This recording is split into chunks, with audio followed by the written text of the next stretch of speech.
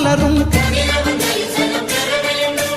இருளை விலக்கி உலகை எழுப்பும் ஞாயிறு அங்கே குடியிருப்பான். அவன் ஆனை முகத்தனின் அடியவர் மனத்தில் ஒளியாய் வந்தே கொலுவிருப்பான்.